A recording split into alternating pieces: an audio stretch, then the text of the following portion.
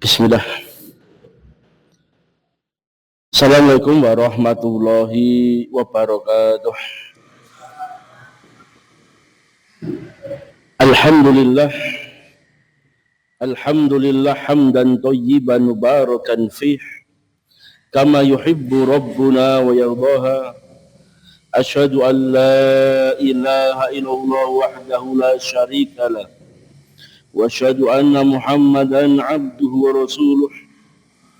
Allahumma la tada' lana danban illa ghafartah wa la hamman illa farastah wa la dainan illa qadaitah wa la hajatan min hawajid dunya wal akhirah illa qadaitaha ya arhamar rahimin. Ingkang kula hormati para alim, para sepuh, para pinsepuh. Alhamdulillah kita bersyukur pada Allah Subhanahu wa taala. Di malam hari ini kita bisa melanjutkan kajian Riyadhus Shalihin karangan Imam Nawawi rahimahullahu taala, masuk dalam bab fadlil hubbi fillah, bab tentang keutamaan cinta karena Allah, wal hasi alaihi wa i'lamir rajul man yuhibbuhu annahu yuhibbuh wa madza yaqulu lahu idza a'lamahu. Ini bab yang sangat penting karena Nabi mengatakan awsaka ural iman, tali iman yang paling kuat hubbu fillah wal bughdu fillah, cinta karena Allah, benci karena Allah Subhanahu wa taala. Kita sampai di dalam hadis yang kedua yang sudah kita bahas permulaannya. Wa an Abi Hurairah radhiyallahu anhu anin Nabi sallallahu alaihi wasallam qala sab'atun yudullah fi dhilli yauma la dhilla illa dhillahu. Di sini Nabi menyebutkan ada 7 golongan manusia yang istimewa, 7 golongan yang dinaungi Allah Subhanahu wa taala, yang tidak ada naungan kecuali naungannya. Nanti kita semua akan mendatangi mahsyar, akan dibangkitkan oleh Allah Subhanahu wa taala yauma yaqumun nasu li rabbil alamin, hari di mana manusia berdiri menghadap Allah Subhanahu wa taala, berdiri menunggu hisab. Matahari didekatkan 1 mil dan manusia dalam kondisi telanjang bulat, yang laki-laki dalam kondisi seperti belum berkhitan. Mereka dikumpulkan dalam kondisi telanjang, sampai-sampai Aisyah radhiyallahu anha bertanya, "Ya Rasulullah, mereka nanti bisa saling melihat?" Maka Nabi mengatakan mereka tidak akan sempat memikirkan seperti itu.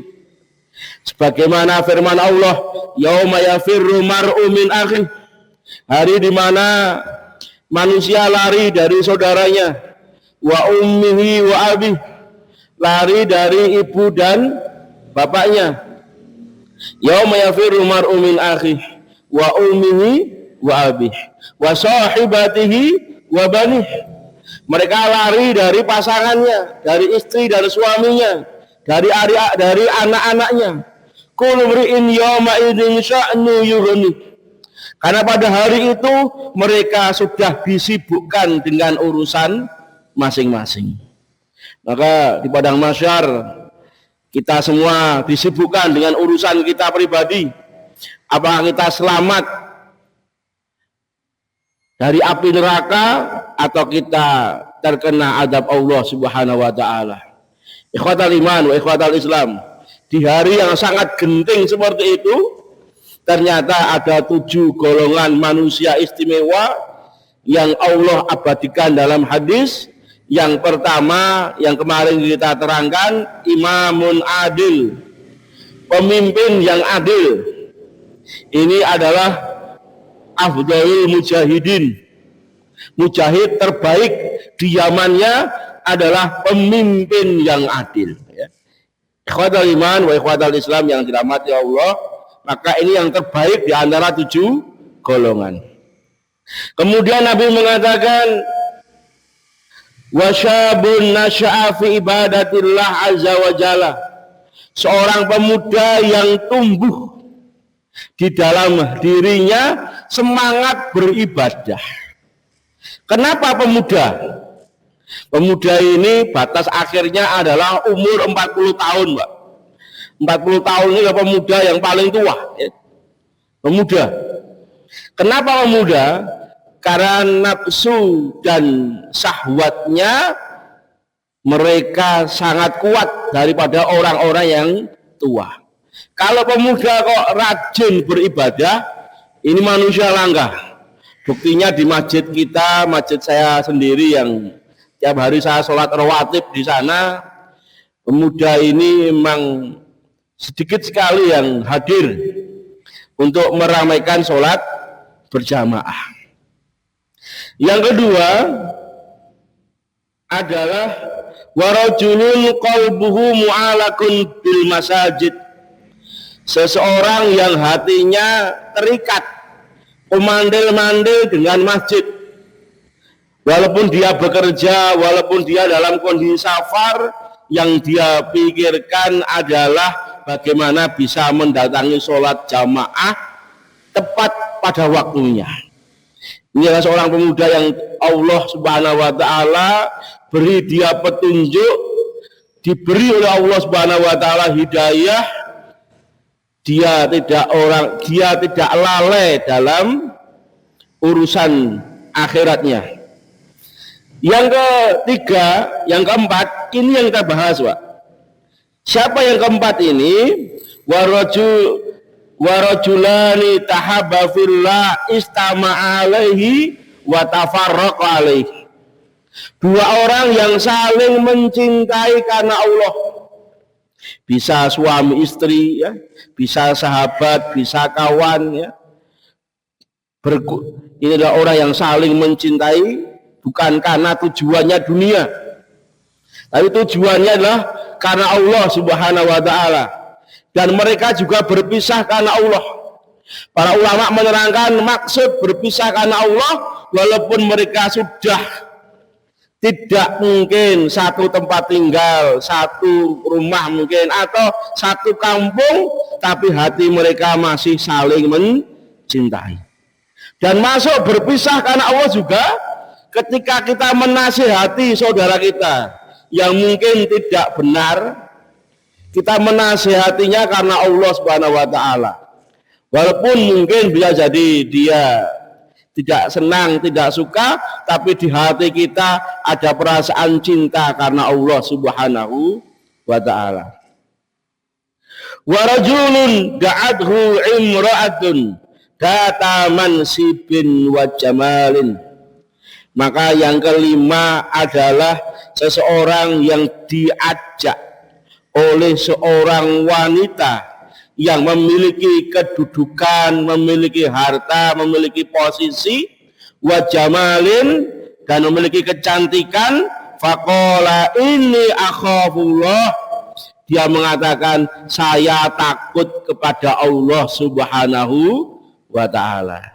Dan saya yakin kula jenengan jarang pernah, Pak, digoda wanita yang mungkin memiliki kedudukan, memiliki kekayaan, memiliki kecantikan sebagaimana Nabi Yusuf digoda oleh Zulaikha. Dan ini juga diabadikan oleh Imam Bukhari dalam hadis yang 3 orang masuk di dalam, terperangkap di dalam gua.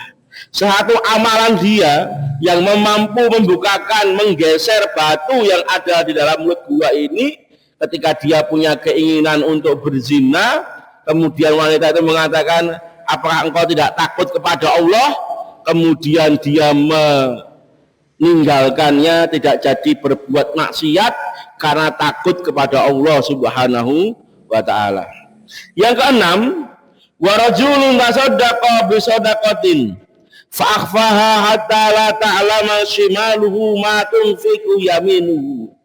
Seseorang yang bersedekah dengan satu sedekah, fa akhfaha, dia sembunyikan sedekahnya hatta la ta'lama shimaluhu ma tunfiqu yaminuhu, sehingga tangan kirinya tidak tahu apa yang diinfakkan tangan kanannya. Ini makna kinayah, makna kiasan. Betul-betul dia sembunyikan amal itu. Sesuai dengan hadis Nabi, innallaha yuhibbul abda at-taqiyya al-khafiyya. Sesungguhnya Allah mencintai seorang hamba yang bertakwa dan menyembunyikan ketakwaannya. Kalau jenengan bisa menyembunyikan amal yang jenengan kerjakan, kata Nabi, hendaknya kalian sembunyikan. Tapi kalau tidak bisa, tidak mengapa. Yang penting baik terang-terangan maupun sembunyi-sembunyi, yang penting ikhlas karena Allah Subhanahu wa ta'ala. Walaupun kita sejatinya seharusnya memiliki berapa amalan yang kita sembunyikan. Yang terakhir, wa rajulun dzakarallaha khaliyan fafadat ainahu.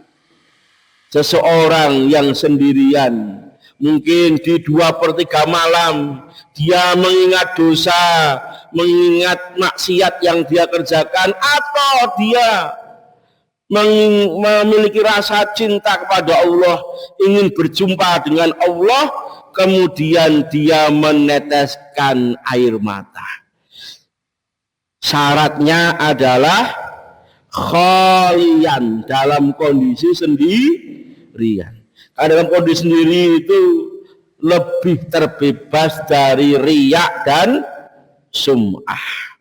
Riya itu ingin dilihat, sum'ah itu ingin didengar. Maka bapak ibu-ibu yang dirahmati Allah Subhanahu wa ta'ala, semoga jamaah yang hadir ini termasuk bagian dari 7 golongan yang akan dinaungi oleh Allah Subhanahu wa ta'ala, yang tidak ada naungan kecuali naungannya. Mari kita lanjutkan hadis yang berikutnya, yang ketiga. Inna Allah ta'ala yaqulu yaumal qiyamah. Sesungguhnya Allah berfirman pada hari kiamat. Hari yaumul qiyamah, al-qiyamah itu dari kata koma yakumu, yaitu hari kita berdiri nanti, Pak, di padang mahsyar. Entah berapa jam, berapa hari, berapa bulan, berapa tahun kita berdiri menunggu hisab, ya, menunggu kedatangan Allah Subhanahu wa ta'ala. Ketika Allah berfirman di hari kiamat, aina mutahabuna bijalali, di mana orang yang saling mencintai karenaku. Al yauma udillukum bidilli yauma la dilla illa dilli. Maka pada hari ini aku naungi dia di hari yang tidak ada naungannya. Ini keutamaan orang yang mencintai karena Allah, dia akan mendapatkan naungan di hari yang tidak ada naungannya nanti di padang mahsyar. Nabi mengatakan padang mahsyar itu datar, Pak. Datar, tidak ada pegunungan, tidak ada lembah, ya, rata. Semua manusia tidak bisa bersembunyi. Wa anhu qala, dari Abu Hurairah lagi, qala sallam walladzi nafsi biyadi, demi jiwa Muhammad di tangannya, la tadkhulul jannah hatta tu'minu, tidak akan masuk surga sampai beriman kepada Allah. Wala tu'minu hatta tahabu, dan tidak sempurna keimanan seorang sampai mereka saling mencintai. Awala adullukum ala syai'in, maukah aku tunjukkan sesuatu, idza fa'altumuhu, apabila kalian mengerjakan, tahabbtum, kalian akan saling mencintai. Qala absu salam bainakum, sebarkanlah salam di antara kita. Mungkin ada orang yang mungkin hatinya tidak enak dengan kita. Ketika kita ucapkan salam, kita jabat tangannya, insya Allah hati itu akan menjadi cair. Karena mengucapkan salam, baik yang Anda kenal maupun yang tidak Anda kenal, ini adalah penyebab orang bisa saling mencintai. Ikhwatal iman wa ikhwatal Islam yang semoga dirahmati oleh Allah Subhanahu wa taala. Saya bacakan hadis yang panjang sebagai penutup pada kajian ini. Hadisnya panjang. Wa an Bara ibnu Hazib. Hadis wa an Mu'ad radhiyallahu anhu. Dari sahabat mulia Mu'ad. Nabi pernah mengatakan Mu'ad itu adalah sahabat Nabi yang paling mengenal perkara halal dan haram. Maka Mu'ad bin Jabal ini adalah ulamanya sahabat, ya, dari golongan Ansor. Qala sami'tu Rasulullah sallallahu yaqul, aku pernah mendengar Nabi bersabda. Qala Allahu azza wa jalla, Allah berfirman, ini hadits qudsi, al-mutahabbuna fi jalali, orang yang saling mencintai karenaku, lahu manabiru min nur, maka mereka itu nanti di akhirat mendapatkan mimbar dari cahaya. Yahbiduhumun nabiyuna wa syuhada, para nabi dan para syuhada iri kepada mereka. Semoga jamaah masjid Ar-Rahmah ini termasuk orang yang saling mencintai karena Allah. Karena orang yang saling mencintai karena Allah ini membuat iri para nabi dan para syuhada. Wa an Abi Idris Al-Khulani rahimahullah qala, seorang tabi'in berkata, dakhaltu masjidah Dimisqa, saya pernah masuk masjid Damaskus yang di Suriah. Faida fata baraqil sanaya, saya melihat ada seorang pemuda yang giginya bersinar. Maksudnya ini kiasan orang yang murah senyum. Wa idan nasu ma'ahu, dan manusia itu bersama mereka mengelilingi pemuda itu. Fa idza talahu fi syai'in asnaduhu ilaih, kalau mereka berselisih pendapat mereka minta saran kepada pemuda itu. Ini pemuda yang luar biasa. Wa sadaru an ra'yatihi, maka pemuda itu akan mengeluarkan pendapatnya. Fasa'altu anhu, dan saya bertanya, siapa pemuda itu? Hada Mu'ad ibnu Jabal, pemuda itulah Mu'ad bin Jabal. Falamma kana minal ghad hajartu, maka besok paginya saya akan berangkat ke masjid lebih pagi supaya saya bisa bertemu dengan Mu'ad bin Jabal. Fawajadtuhu qad sabaqani bitajrir, ternyata Mu'ad bin Jabal telah mendahului saya, datang ke masjid lebih pagi daripada saya. Wa wajadtuhu yusolli, dan saya dapatkan dia baru sholat. Fangtadartuhu hatta qada salatuhu, ini adab seorang ulama, adab seorang muslim. Saya tunggu dia sampai dia menyelesaikan sholatnya. Sumajituhu min kibali wajhihi, dan saya mendatangi dia di depan wajahnya. Berarti apa? Dia datang lewat depan, ya. Fasalamtu alaihi, aku ucapkan salam kepadanya. Sumakultu, kemudian aku berkata, wallahi inni la'ubbuka lillah, demi Allah wahai Mu'ad, aku mencintaimu karena Allah. Faqala, berkata Mu'ad, Allah, betul engkau mencintaiku karena Allah? Faqultu, Allah, karena Allah. Faqala, berkata Mu'ad, Allah. Diulang lagi, betul engkau mencintaiku karena Allah? Faqultu, Allah. Kata siapa itu namanya? Kata Abi Idris Al-Khulani, betul aku mencintaimu karena Allah. Fa'akhoda bihawatin rida'in fajhabadani ilaih, kemudian Mu'ad menarik selendangku sehingga aku berada tepat di depannya. Faqala absir, saya beri kabar gembira. Fa ini sami'tu Rasulullah SAW, aku pernah mendengar Nabi bersabda. Ini kabar gembira. Absir, saya beri engkau kabar gembira, karena Mu'ad ini muridnya Nabi. Yaqulu, Allah berfirman, qala Allahu tabaraka wa ta'ala, Allah berfirman, wajabtu mahabbati lil mutahabbina fiyya, wajib kecintaanku bagi orang yang saling mencintai karenaku. Wal mutajalisina fiyya, dan wajib masuk surga, kata Mu'ad, orang yang bermajelis duduk-duduk karena aku. Semoga majelis ilmu ini bagian dari kita bermajelis, kita duduk karena Allah. Semua majelis, semua perkumpulan yang karena Allah Subhanahu wa ta'ala ini, Allah mewajibkan kecintaan dia kepadanya. Kalau Allah mencintainya, Allah akan masukkan ke surga. Baik semua perkumpulan yang itu karena Allah Subhanahu wa ta'ala. Wa mutajawirina fiyya, wajib masuk surga orang yang saling berkunjung, saling berziarah, berkunjung karena aku.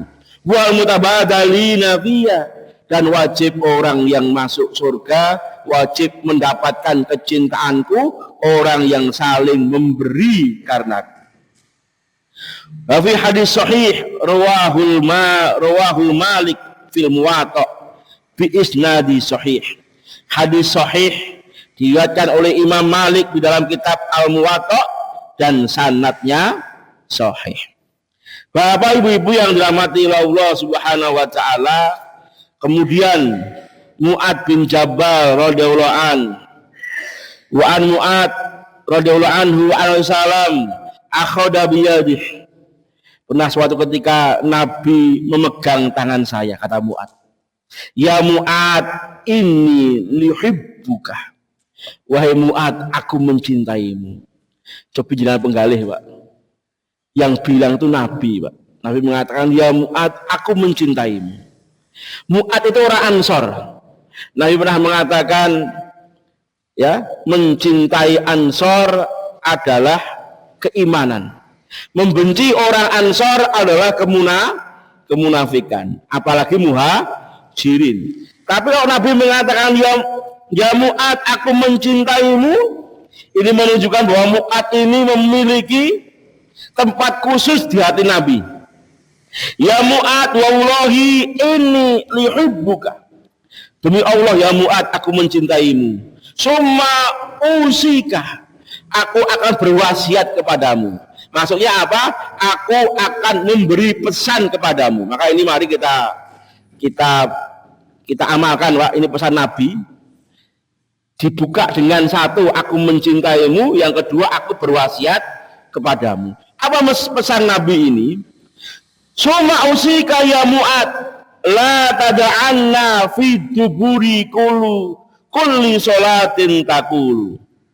Ya Mu'ad, tada'anna, jangan sekali-kali engkau meninggalkan di setiap duburi kulli sholat. Ini para ulama berbeda pendapat, saya sampaikan dua pendapat ulama, ya, tentang makna fi duburi kulli sholat. Pendapat yang pertama, Nabi mengatakan, ya Mu'ad, jangan sekali-kali engkau meninggalkan di setiap duburi kulli sholat. Dubur, ya, dubur itu pendapat yang pertama adalah di penghujung sholat sebelum salam. Ketika jenengan akhir-akhir, ketika jenengan membaca doa at-tahiyat, kemudian jangan berhenti, kemudian jangan berdoa dengan doa yang lain, itu namanya penghujung sholat sebelum salam. Pendapat yang kedua, makna fi duburi kulli sholat adalah setelah selesai sholat. Apa amalan yang diajarkan Nabi? Nabi mengatakan, bacalah Allahumma a'inni ala dzikrika wa syukrika wa husni ibadatik. Allahumma a'inni ala dzikrika, ya Allah, tolonglah aku supaya aku selalu mengingatmu. Karena hari ini kita di dunia ini banyak perkara yang melalaikan kita kepada Allah Subhanahu wa ta'ala. Susah kita mengingat Allah kalau kita tidak minta tolong pada Allah Subhanahu wa ta'ala. Wa syukrika, ya Allah, aku minta tolong kepada Engkau supaya saya bisa selalu bersyukur kepadamu. Okay? Orang bisa bersyukur itu satu, mengenali nikmat. Yang kedua, mengenal pemberi nikmat. Tidak semua orang diberi nikmat hadir di majelis ilmu, yang mungkin orang lain tidak mendapatkan. Jenengan tidak terasa, satu-satunya organ tubuh kita yang kita istirahat, dia tidak pernah istirahat, yaitu jantung, Pak ya. Jenengan tidur, jantung tetap berdetak. Nah, jantung mandek nggih napa? Wassalam gitu. Wassalam. Maka itu nikmat yang luar biasa. Apalagi nikmat iman dan Islam, itu puncak nikmat ya. Puncak nikmat di dunia kesehatan, tamamu nikmah di dunia, penyempurna kenikmatan dunia yang paling sempurna, auladul abror, anak-anak yang berbakti. Tapi puncak kenikmatan akhirat, iman dan Islam. Nah, kalau jenengan punya anak-anak yang berbakti, berarti jenengan mendapatkan tamamu nikmah, nikmat yang sempurna di dunia, auladul abror ya, anak-anak yang berbakti ya. Maka mari kita baca doa ini ya, kita baca doa ini ketika at-tahiyat-akhir ya. Ketika at-tahiyat-akhir jenengan sudah selesai baca innaka hamidum majid, jenengan berdoa, Allahumma inni a'udzubika min adabi jahannama wa min adabil qabri wa min fitnatil mahya wa mat wa min syarri fitnatil masih dajjal.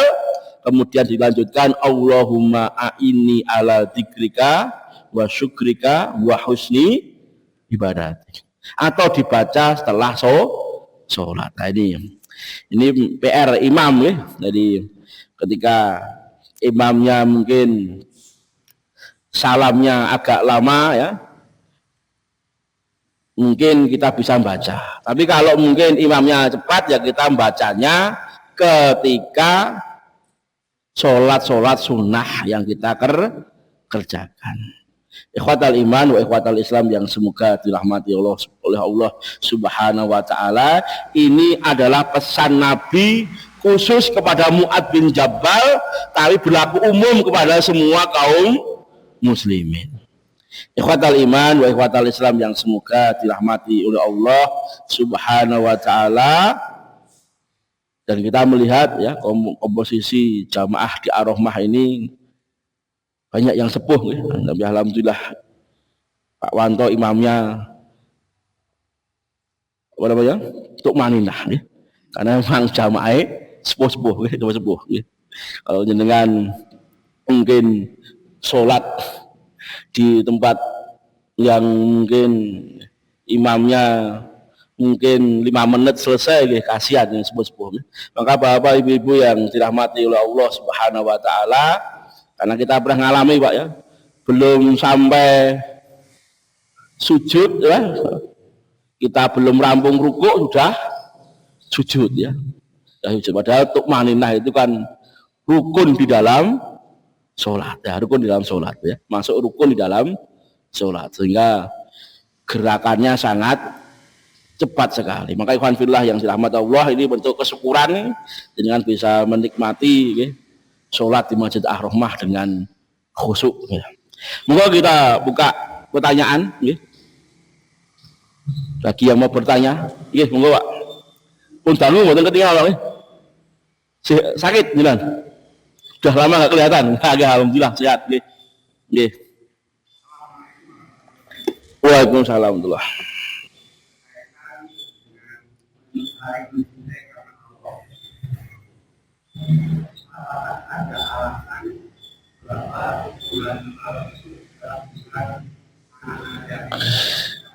Nggih.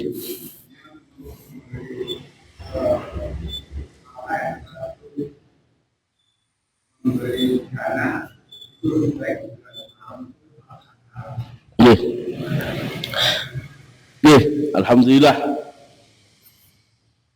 Muhammadiyah telah menetapkan 1 Muharram hari Ahad ya, Ahad. Berarti insya Allah tanggal 10 Muharram hari Selasa nih. Senin Pak? Senin tanggal 9 nggih. Tas 9 10 kasuannya hari Senin, yang Asyuranya hari Selasa ya. Maka Bapak Ibu-ibu yang dirahmati Allah Subhanahu wa taala, hadis-hadis tentang mengusap anak yatim, memberi kepada anak yatim pengkhususan di bulan Muharram, hadisnya dhaif ya. Hadisnya tidak bisa kita amalkan. Tapi jenengan berbuat baik di bulan Muharram, memberi kepada anak yatim di bulan Muharram, itu mendapatkan pahala lebih besar dibanding bulan-bulan yang lain, atas dasar tentang keutamaan bulan haram ini masuk dalam 4 Muharram ini masuk ke dalam bulan haram, yaitu Dzulqa'dah, Rajab, Dzulqa'dah, Dzulhijjah, Muharram. Bukan karena berkaitan tentang hadis-hadis tentang anak yatim, tapi keutamaan yang Allah sebutkan di dalam surat At-Taubah ayat 32 tentang bulan haram, inna iddatash syuhuri indallah isna asaran fi kitabillah. Kemudian dilanjutkan tentang arba'atul hurum ya, 4 bulan yang Allah muliakan, fala tadlimu anfusakum fihina, janganlah kalian berbuat zalim di bulan ini. Para ulama menafsirkan berbuat dosa di bulan haram dosanya lebih besar, beramal soleh di bulan haram pahalanya lebih banyak ya, pahalanya lebih banyak. Itu dengan keutamaan surat At-Taubah ayat 32 yang menceritakan tentang keutamaan 4 bulan haram. Tidak cuma Muharram ya, ada Rajab, Dzulqa'dah, Dzulhijjah sama Muharram. Bapak Ibu yang dirahmati Allah Subhanahu wa taala, dan perlu diingat, banyak orang yang berbuat sesuatu yang tidak dibenarkan di bulan Muharram. Contohnya kalau orang Jawa mengatakan bulan Muharram ini ya bulan sial atau yang lainnya ya. Padahal ini bulan mulia, bulan haram ya. Dan orang Syiah juga memperingati di tanggal 10 Muharram karena bertepatan dengan syahidnya Husain radhiyallahu anha di Karbala, dengan mereka menyiksa diri ya, dengan memperingati dengan peristiwa Karbala. Nah, ini juga salah. Tapi juga ada orang-orang nawasib. Nah, ini saya ingin bertanya Pak, apa itu nawasib? Mungkin hari udah nggak ada ya. Nawasib itu adalah orang-orang yang membenci Ahlul Bait. Mereka ketika tanggal 10 Muharram mereka berpesta pora merayakan terbunuhnya Husain radhiyallahu anhu. Maka juga sama orang Yahudi. Tanggal 10 Muharram adalah hari di mana orang Allah selamatkan Yahudi Bani Israel dari kejaran Fir'aun. Maka tanggal 10 Muharram mereka memperingatinya dengan puasa. Maka Nabi ingin menyelisih tahun depan dengan puasa tanggal 9. Maka 9, 10 ini ada syariat untuk melaksanakan puasa ya. Ketika tanggal 10 Muharram itulah orang Yahudi Bani Israel diselamatkan Allah dari kejaran Fir'aun melewati Laut Merah. Maka mereka melaksanakan puasa tanggal 10 Muharram. Maka Bapak Ibu yang dirahmati Allah Subhanahu wa taala, tadi yang jenengan tanyakan, kalau hadisnya saya belum mendapati hadis sahih.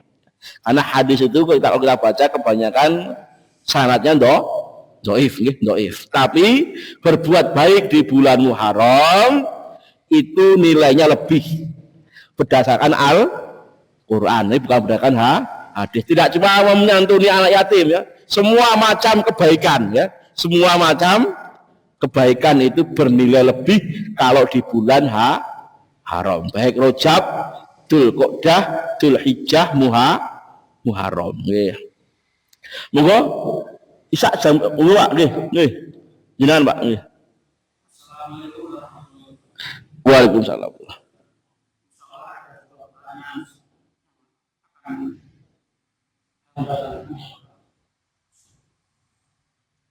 Pertama,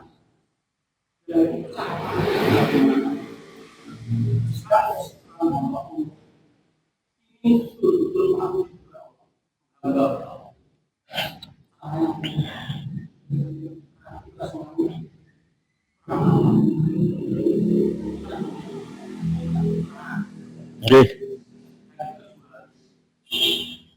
Jika ada seorang hamba Allah yang menangis, meneteskan air mata,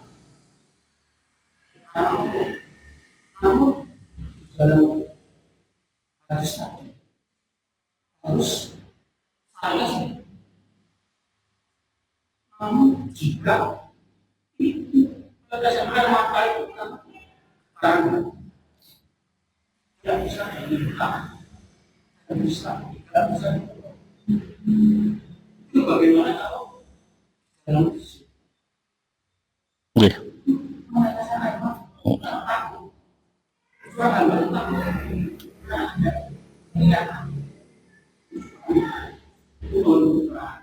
Nggih. Berarti dua pertanyaan nggih. Pertanyaan pertama, bagaimana kita bisa mengabdi pada Allah? Di dalam surat Dariyat ayat 56, wa ma khalaqtul jinna wal insa illa liya'budun. Tidaklah Allah ciptakan jin dan manusia kecuali hanya beribadah kepada Allah. Orang itu bisa mengabdi pada Allah, dia harus mengenal Allah. Berarti dia harus ma'rifatullah. Bagaimana cara orang mengenal Allah? Dengan berilmu. Nah, ini berarti ilmu itu adalah harga mati, Pak. Bagi orang yang bisa mengenal Allah dengan cara yang benar.